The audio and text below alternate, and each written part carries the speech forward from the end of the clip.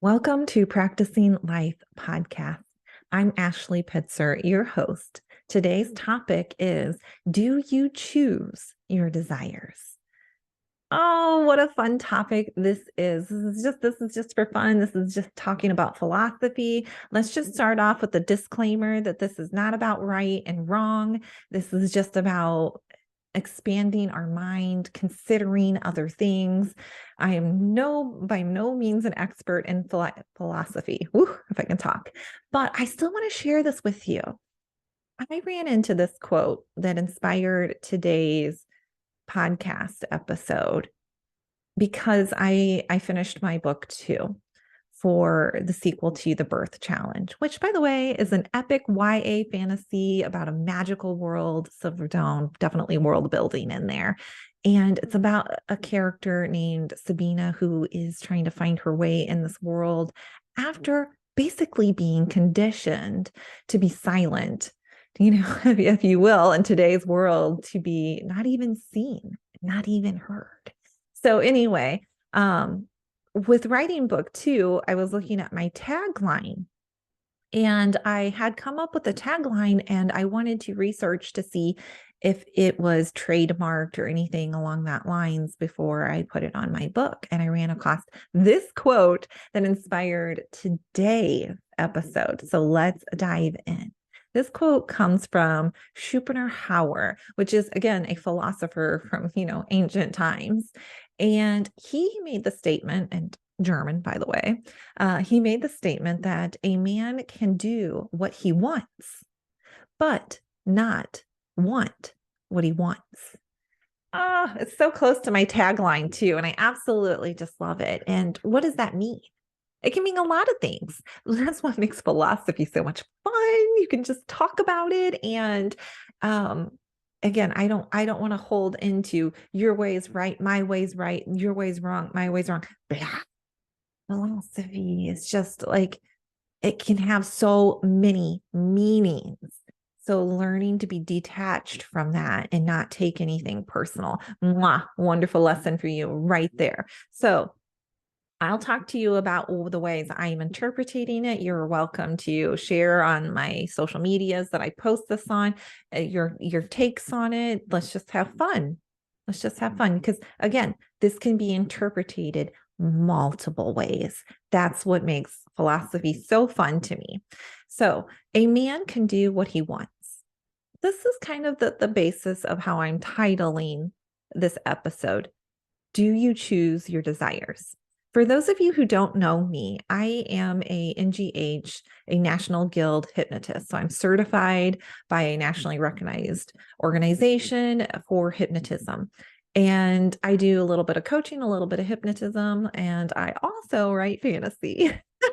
So as you can see, I really love the world of creation and unlimited possibilities. And your subconscious is where all possibility exists. It's where all your power exists.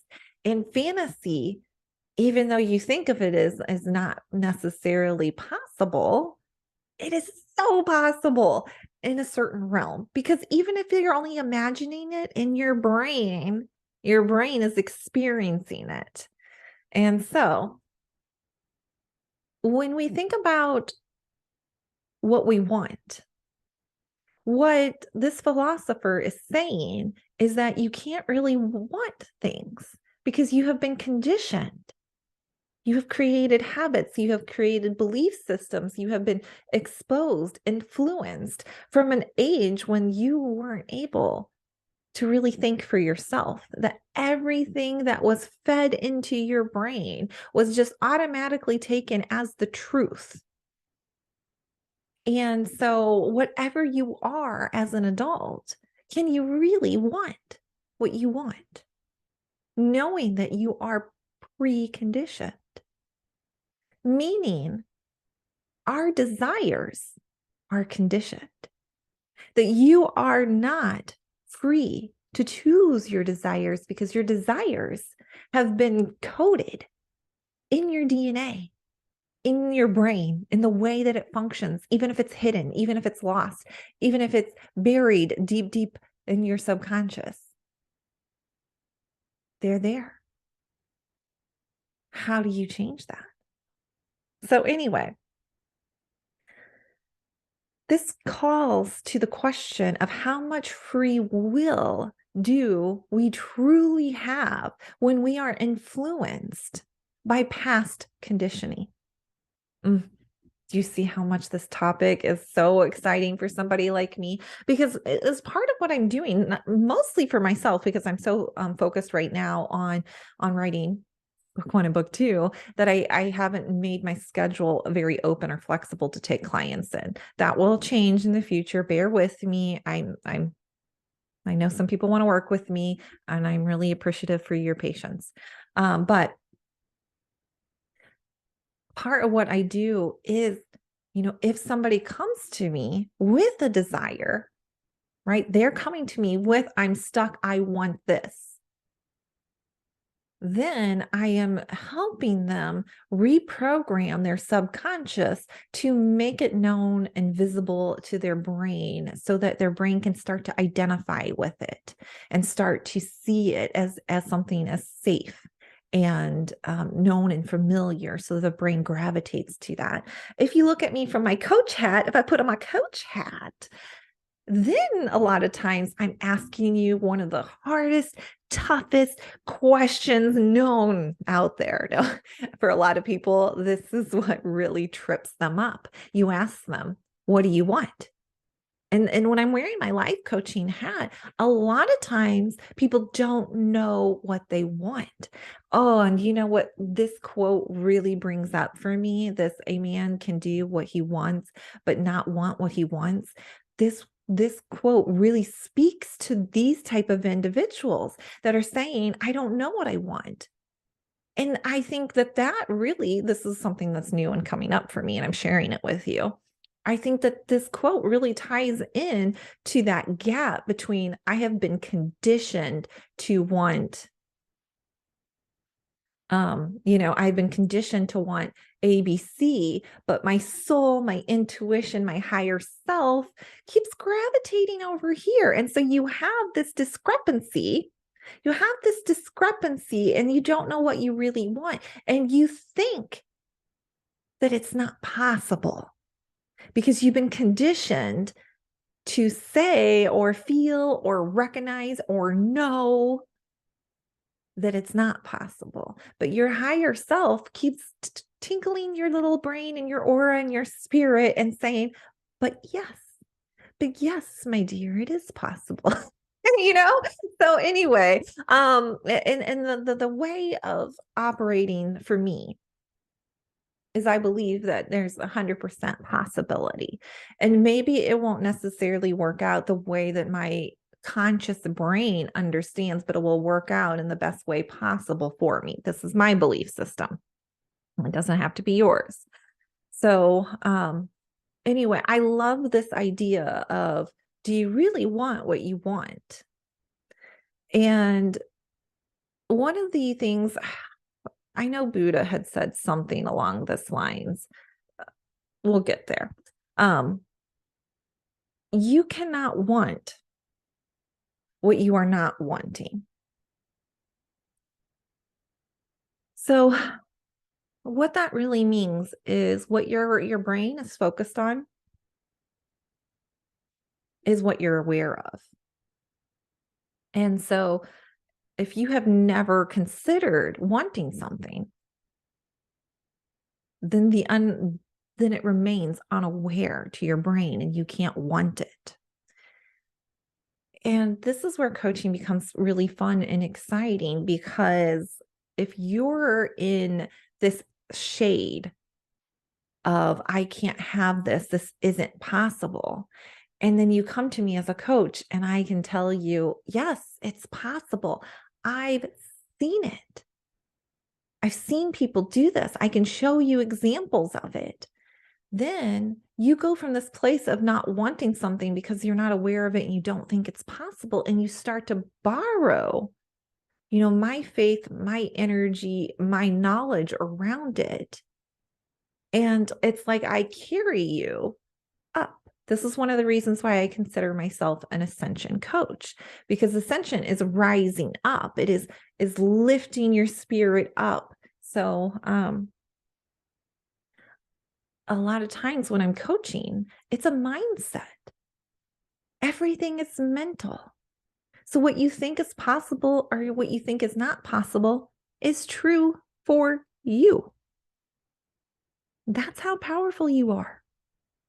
That's how powerful you are. When I coach people, sometimes they might say something like, I'm never going to let this happen to me again. Well, that's true. It's true for them because it's what they believe to their core. So when you think about what you want, though, have you ever questioned why you want it? Is it coming from your intuition? Is it coming from something that just popped up and you've never even thought it? You don't even know where it came from? That's like your intuition. Or is it coming from something way, way back in your past? Like maybe you saw somebody that was a relative and super close to you in your childhood that did this. I recently watched a movie, You People, I believe it was called. And this is a movie, one of those uncomfortable movies, may I say, about like racial differences. And in this movie, Eddie, oh my gosh, is it Eddie Murphy? Oh my gosh, I'm not the person who carries on with people that are famous. Sorry, but the main male character was saying, or his wife was saying in this case, what did your father do? And it was a Jewish family marrying into a what is socially normal right now to say, a Black, an African American, a family of different color that was very tied to their color of their skin. And anyway, and so the wife was raising the question to the religion Jewish family of, what did your fathers do? What did that, what did your grandpa do? What did your great grandpa do? Oh, you see that? They all did this. This is proof. This is evidence of you have a better life than me because you guys have always had this. Well, let's look at this from a science perspective, the way your brain works. What is known and what is familiar to your brain will recreate. So if in your brain you saw somebody, do certain acts, do certain professions, say certain words, you're going to have a high probability of repeating that same path at some point in your life. This is why people will say something like, you marry your mother, you marry your father. It's because it's what's known to you. And unless you reprogram your brain, you recreate the same type of environments for yourself. One of the things that my husband loves to tease me on is I mispronounce certain words. I literally cannot hear the difference on certain words. And so it will be like collar. I don't know. I can't even tell you. I will say twice, like TWICE. I somehow have it twice. And it's because it's how my mother spoke those words. I am just replicating a pattern from my childhood that was known and familiar to me. My brain is conditioned. So we go back to the podcast title. Do you choose your desires? Can you really choose your desires when you have been preconditioned? Only if you change. Only if you change your programming. Only if something happens in your life that shifts your path and your direction. Only if you take those inspired, intuitive things that are outside of you. You have no idea why it came to you or why anything, and you trust it and you experiment, you observe it, you pay attention to it, you have awareness, right? Those are the ways that you can start retraining your brain and really choosing what is you. So, one of the things that I absolutely love about my teenager, if you're listening, I love you.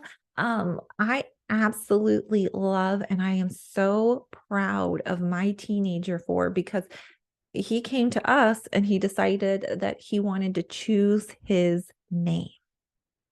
Oh my gosh, is that so powerful? I cannot be any more just so impressed, so in love, and so just incredibly honored to have somebody in my life who chose their own name. They didn't take the name given to them that was known and familiar, but they decided to do something different, something unknown, and to create their own path.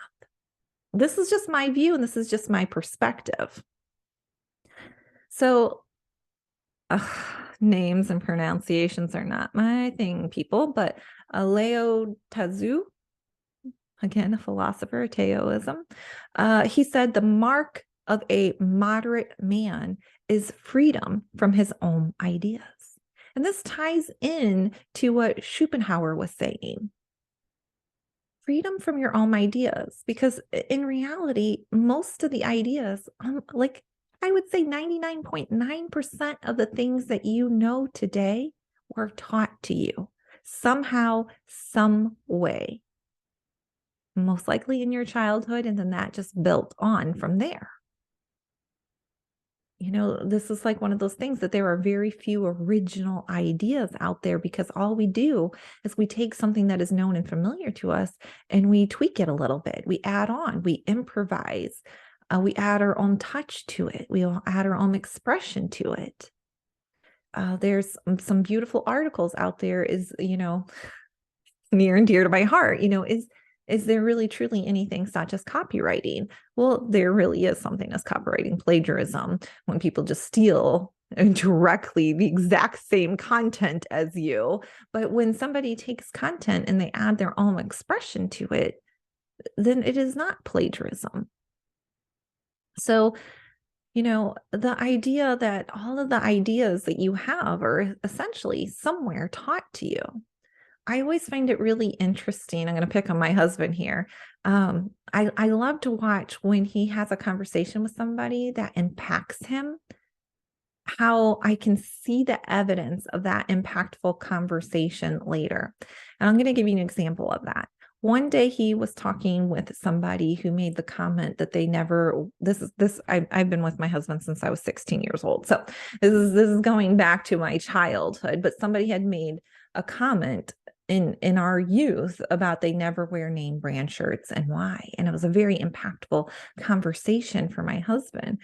And from that point forward, I have never seen him wear a name brand shirt again. It was an idea that made an impact for him. And therefore he incorporated it into his being. It wasn't something that he wanted before, but he was influenced to want it. And therefore, it is a want for him.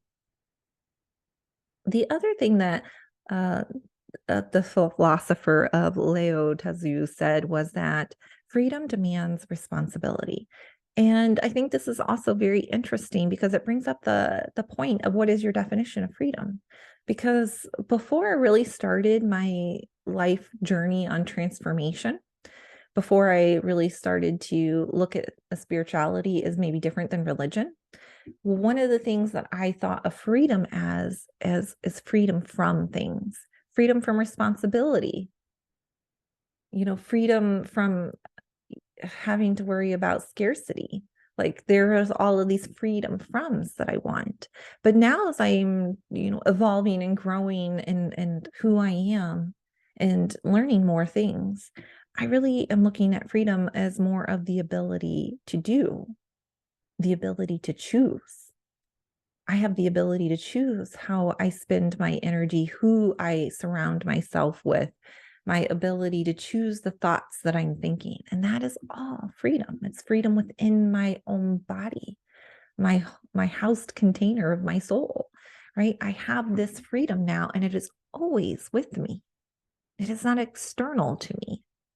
So, when we think about freedom in the sense of, do you really have freedom to choose the desires and the ideas that you want to incorporate in your life? It's super fascinating. The ability to choose. And I think that one of the things that's really, really great is when you choose something that you think isn't possible.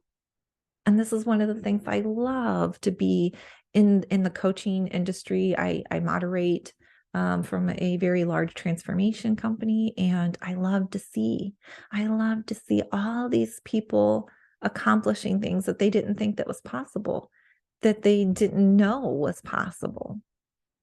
And it's such a beautiful thing. Fills me with so much love and joy. So responsibility for yourself is really about being aware and removing the constraints to yourself, not to your external world, but to yourself. So this is what I would want to impart on you is, do you allow yourself to dream? Because when you dream, whether you are influenced by past conditioning or not, dreams often carry you to a place that you didn't really logically, analytically think is possible. Again, this is why I love fantasy so much.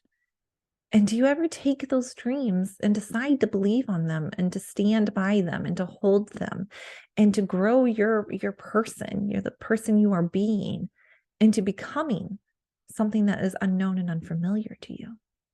Do you get quiet with yourself?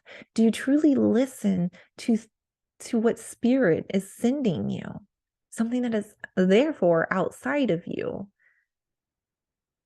I mean, spirit is technically inside of you, if you really ask my opinion. But what I mean by that is it's outside of your conditioned brain, your 3D world. So these are just some thoughts to consider. And I'd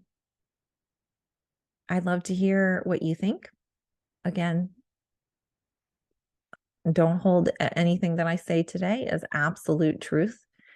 There's very, very few absolute truths in this world.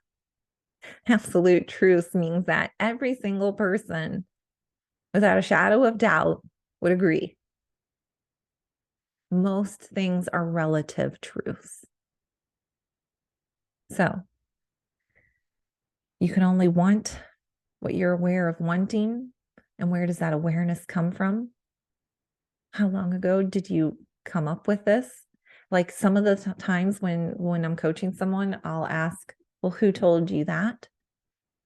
Whose voice is that? Because when you start getting into people with some self-talk that can be, maybe as I would interpret it, damaging to your spirit, I'll ask, whose voice is that? Is that your mother? Is that your father? Is that your teacher? And more often than not, the person that I'm speaking to can identify that person's voice. And this is just the same as your ideas. Were you told that you had to be in a certain position when you were a child in order to be successful? Did success get defined for you? Did social media and marketing convince you that you must want certain things, that certain things taste good? I mean, how aware are you of what you really, really want and what you really feel versus how much of it is conditioned and programmed? Anyway, this is just fun philosophy today to expand our ways of thinking and our ways of being. I am sending you much love and just a reminder that you matter.